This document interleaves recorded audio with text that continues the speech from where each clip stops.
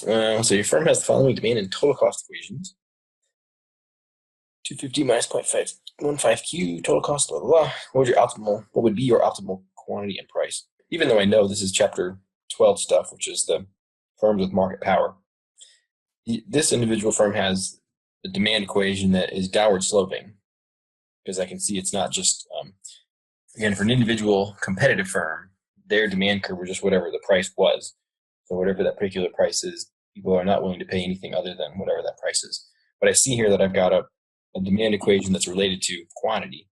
So I know that this demand for this company must be downward sloping somewhat. I already did my graph over here, which you can see a little bit, but you could pick out some quantities and plot that out if you wanted to. I labeled it D for demand, but that's basically the same as my price equation. So I have all that there. And again, there's a couple ways you could go about solving it, and this might, well, it should be a little easier than the question we were asking about in the technical. Someone asked in the technical forums about a part of the book where you had a total cost curve that had a Q and a Q squared term in it. And to solve that, you would need to use the quadratic equation, which can be kind of messy. Actually, it had a Q cubed term in it too, because when you had the marginal cost, it had a Q squared term in it. So you'd have to use the quadratic equation for that. So that would get a little messy. But here, since it's fairly simple and my marginal cost equation is just 10, then it's going to be pretty easy to solve this algebraically. But you could still try to get things done using a table method too. The table method and graphs. My first inkling is always to try to do it algebraically and just using the equations, just because I think that's probably the fastest way to do it and the most precise. So if I do it that way, then I've got my price equation here. Then to get marginal revenue from that, I need to figure out what total revenue is first. Total revenue is price times quantity. So I'll do that 250 minus 0.15Q and multiply each of those terms by Q to get this total revenue equation that's here. 250Q minus 0.15Q squared. So that's total revenue. And I want to figure out, again, to be optimal, these firms are going to set their marginal revenue equal to marginal cost. So I need to figure out the marginal revenue for that, which means taking the derivative of the total revenue equation with respect to the Q variable. So the derivative of the first term just becomes 250. The derivative of the second term, the 2 exponent comes down and gets multiplied by the 0.15Q.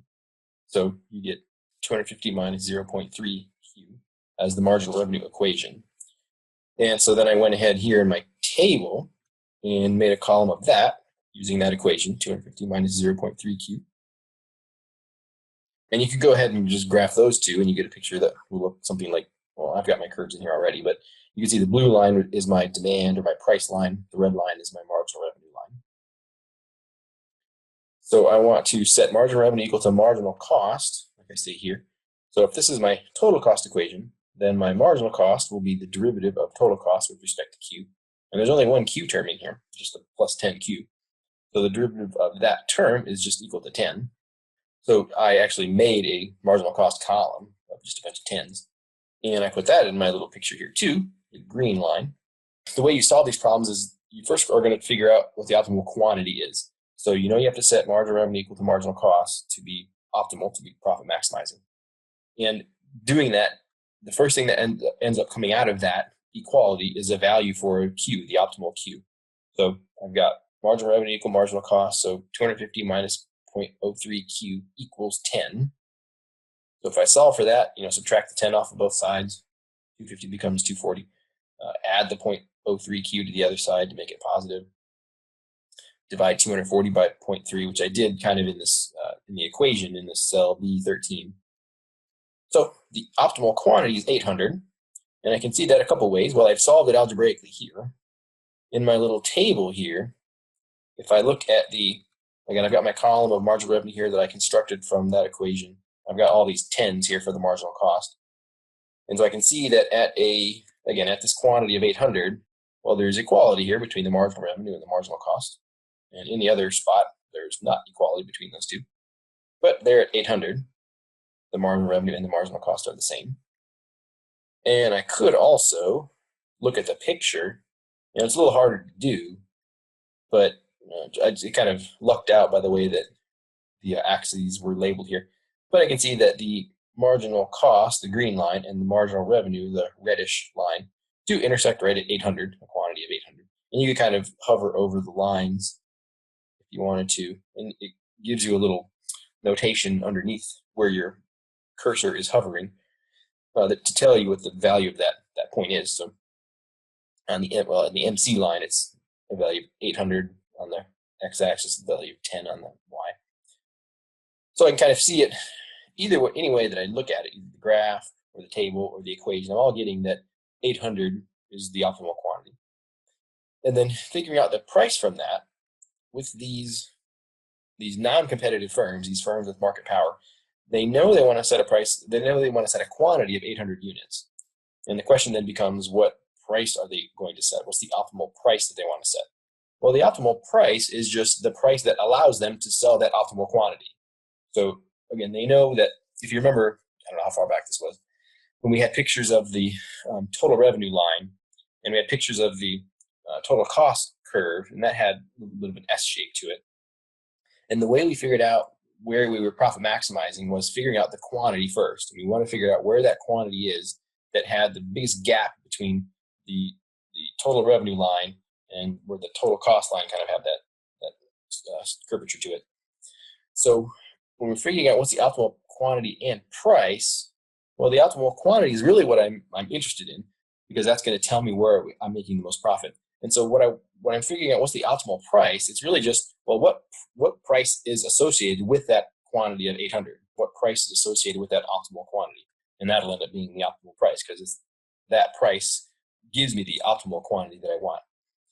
Then again, I can do this a couple different ways. I could either, if I know the quantity is 800, then I could go way back up to my equation up at the very top and just plug in a value of 800 for this quantity here in my price equation. That's the way that I did it in cell B14. I just did 250 minus 0.15 times 800 units, or actually referenced that cell. I could go ahead in my table here, and I knew that 800 units was the quantity that I wanted, because that's where the marginal revenue, marginal cost were equal. Well, then I can just say, okay, 800 units, marginal revenue, marginal cost are equal. So what price, or where on the demand curve, is that? And so 800 units is associated with a $130 price. So again, I could solve it algebraically to get a $130 price. I could do my table to get a $130 price. Or I could come over here and say that there's 800 units. It's going to be hard to see in this table or in this picture, but 800 units here. What price would consumers be willing to pay to ensure that 800 units are sold? So if we want 800 units to be demanded by consumers, then we can charge a price up to $130. We wouldn't want to charge any more than that, because we wouldn't get 800 units sold. And if we sold at a price less than that, we'd actually be selling more than 800 units. But if we want to sell 800 units, then again, I just look at what the demand curve is. And again, if you kind of hover over the line, if you're in the right version of Excel, if you hover over the line here, the demand line, I can see that, and you might not be able to see it in the video, but 800 units is associated with a $130 price. So I come back here, okay, so I figured out my first one, my optimal Q and P. How much profit or loss would you incur?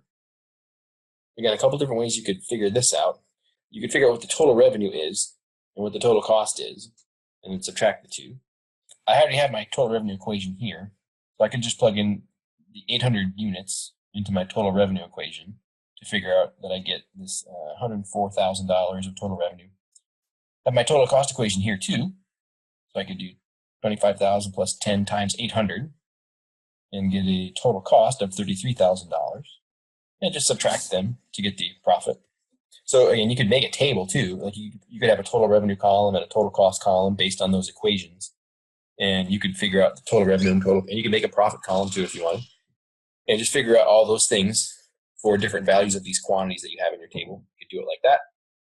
You could also realize that when we look at these pictures that has the averages and the marginals in here, that the way we usually figured out whether the company was profitable or not was to look at what the price was compared to, at that quantity, I'll use this hand, at this quantity, I've got my price, and is that price above or below where the average total cost curve is? That kind of tells us how much profit we're making.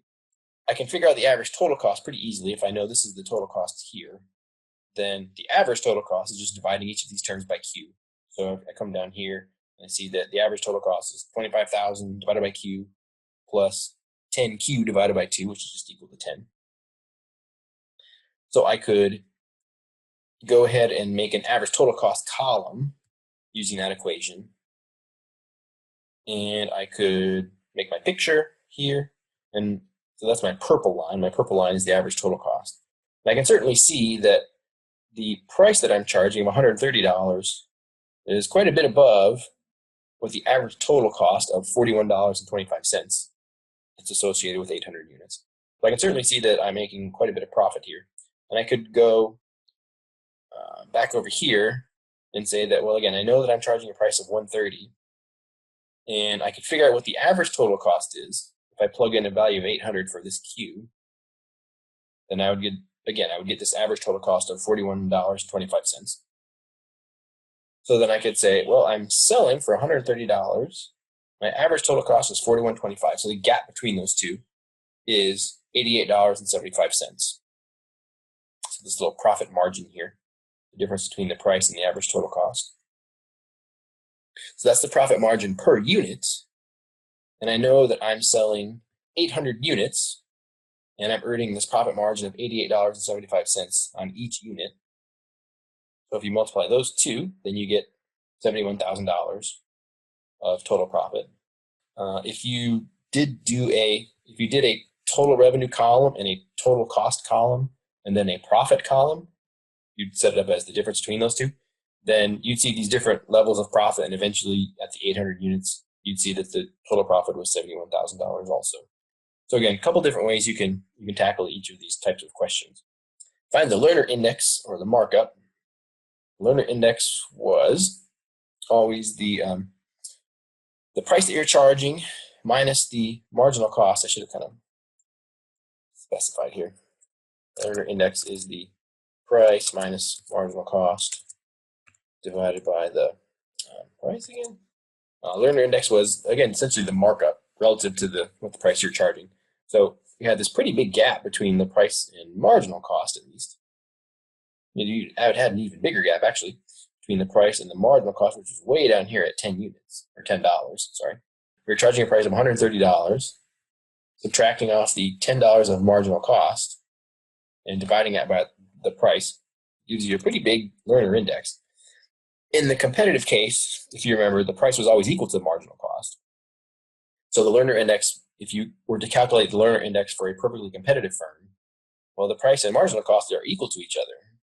And so you have the numerator would just be 0, and you get a learner index of 0. 0 divided by whatever the price is still gives you a learner index of 0. So the more market power there is, or the greater ability of a company to set its price above its marginal cost, then that indicates that it's going to make the learner index bigger. And the bigger the learner index is, again, you interpret that as this company has more market power or more ability to set its price above its costs.